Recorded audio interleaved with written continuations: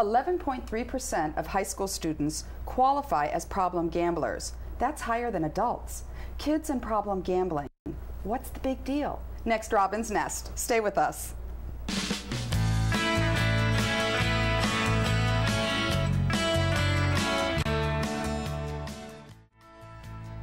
Welcome to Robin's Nest. I'm Robin Serdell. Connecticut kids are growing up in a society where legalized gambling is not only socially acceptable, it's widely promoted and very visible. So it's not surprising that many young people in Connecticut under the age of 18 are gambling. My guest today says that adults should be concerned and taking action. Please welcome Reverend Alexis Carroll, Program Director with the Connecticut Council on Problem Gambling. Welcome, Alexis. Thank you, Robin. Thanks for being here. It's very good to be here. Tell me a little bit about the council. When did it start? What's it about? The Connecticut Council on Problem Gambling has been trying to address issues of problem gambling for quite some time. In 1980, they became the first national affiliate of the National Council on Problem Gambling here in the state of Connecticut.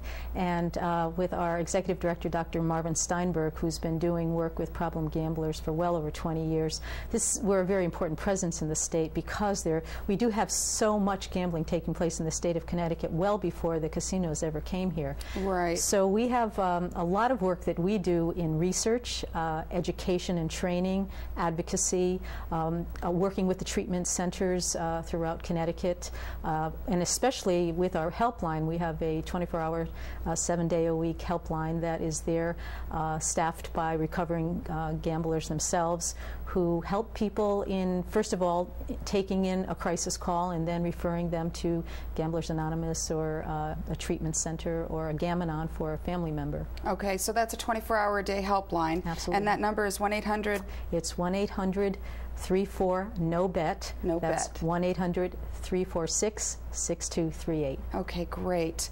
Now, I was surprised when you told me this, you are funded by the casinos.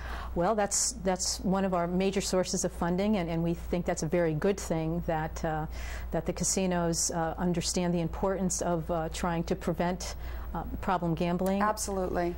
Prevention is always the first course, and then as we have more and more gambling, which then results in more problem gambling, then we really do need to turn our attention to having more ways in which we can intervene.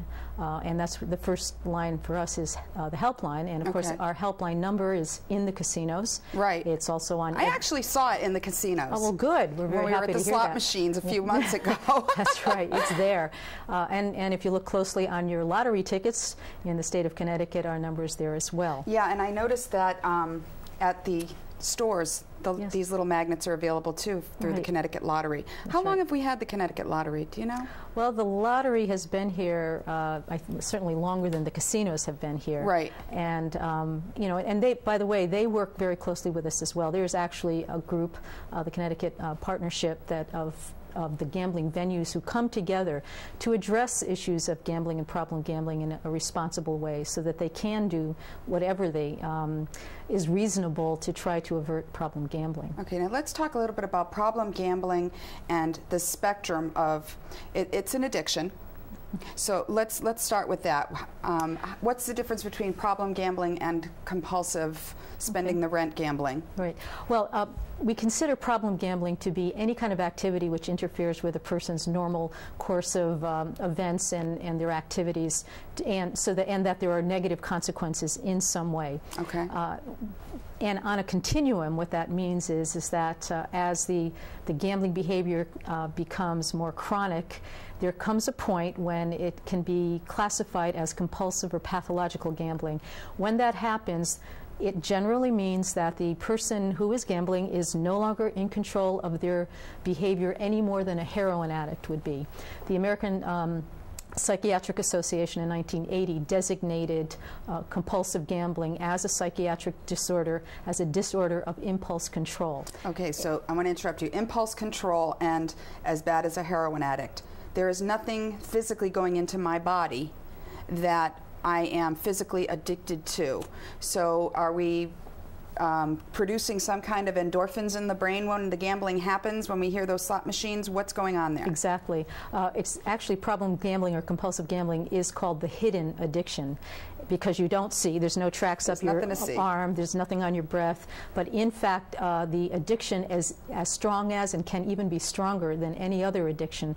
The research studies that have been done have shown that the level of the adrenaline rush and the chronic nature of the inability to quit is, as I said, as strong, if not stronger, than any other addiction. Unbelievable. Yeah, it really is. And we're not just talking about casinos, and we're not just talking about bingo.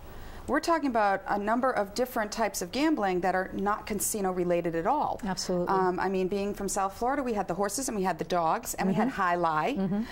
What are some others? Well, there's bingo, there is horse racing, there's lots of sports betting going on, and probably the one that's most insidious right now is internet gambling. Internet gambling's a big one. Exactly, and because it's coming into the home on the computers, children are on their computers, it's right there, it's so accessible, and what we're discovering from new studies is that in fact internet gambling with the kind of immediate reinforcement that is present in the whole process is probably the fastest form of addictive gambling that we have. And who is online more than anyone else? Are teens from ages 10 to 19. Exactly. Which, when I looked at the summary of information based on the helpline information for 2002, and you have a full report on your website about this, I was very, very surprised to see such a large number of children, and I see children very specifically, ages 10 to 19, involved in gambling. Yeah, how can that be? 87% of our children are gambling. Unbelievable. Yes, and it's a higher statistic than alcohol or drug use. It is. Yes. And why is that? Because they can hide it, or because they don't think they're gambling? I mean, do they know what they're doing? It's one of those interesting cultural phenomenon in the sense that gambling is play. It's a game. It's a game, and of course the euphemism of the gaming industry is part of that whole mindset. It's gambling, you know, whether you're throwing dice or playing cards. These are things that at one time were social events that people did in some limited way. Right. But what we have now is much, much different. And so it's crossed over a line. And now, because of the promotion and the accessibility of gambling, there's so many ways to do it. And we know statistically that we have high school students who are gambling right in the high school during class time in the hall. So there's just many, many ways in which a child can gamble. Okay. Who do we need to get on board with this campaign, this Stop Gambling campaign, or limit or make awareness campaign, we'll call it that? Yeah, I mean, just for the record, the Connecticut Council is gambling neutral in the sense that we don't posture ourselves as anti-gambling, but we are certainly concerned about problem gambling and want to do everything we can to prevent that. And who should be on board is everybody in the state of Connecticut, beginning with our legislators who have a very close tie with the kinds of gambling that takes place right now, because our own state is promoting gambling. Well, and you got to admit, the legislation does have a stake in gambling, a financial stake. That's a good thing for them. Yes. And so, you know, I sometimes wonder if we're going to get the results from them that we really want.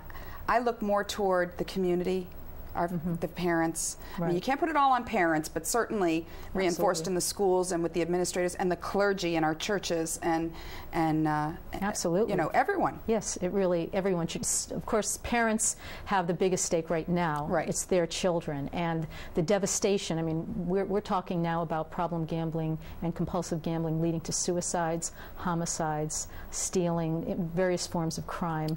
It's a travesty, and it's something that is preventable if we really focus in on this and understand it. So once parents become more educated, once other helping professions are involved and can know the warning signs and know ways in which we can begin the prevention process, then the intervention when it becomes necessary. Right now, what one can say very safely is that problem gambling has now become a serious public health issue. Oh, I agree. Well, any addiction, I think, is a serious public health issue. What I thought was interesting was that one of the statistics I read on your website stated that children who come from the home of an addicted family of some kind have a higher incidence of becoming addicted to the gambling. Absolutely. And so that to me is a big warning sign for parents that if you know you have other addictions in your family history, or if you know that there's that this is going to be a real pitfall for your child and that they could become addicted, so why start? Why allow it? Right. What do you say to parents?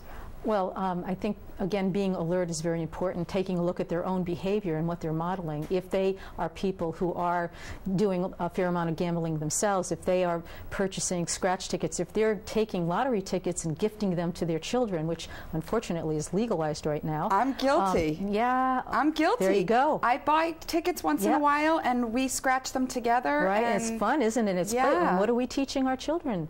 Yeah. You know, that it's true. okay. True.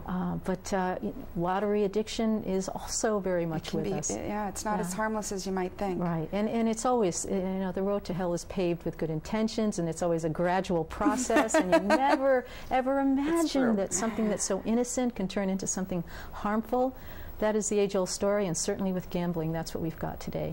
Now, we are going to do a second half of the show, and we are going to talk a lot about the warning signs, and we're actually going to do a quiz in the second part of the show, so we're going to break away for that. This would be a good opportunity to gather the teens into the room and have them take this quiz with you. You never know. They may not even be aware of the problem that's occurring in the household. And this quiz would probably be applicable to just about any. And stay with us because we will be right back. Next, Robin's Nest. Stay with us.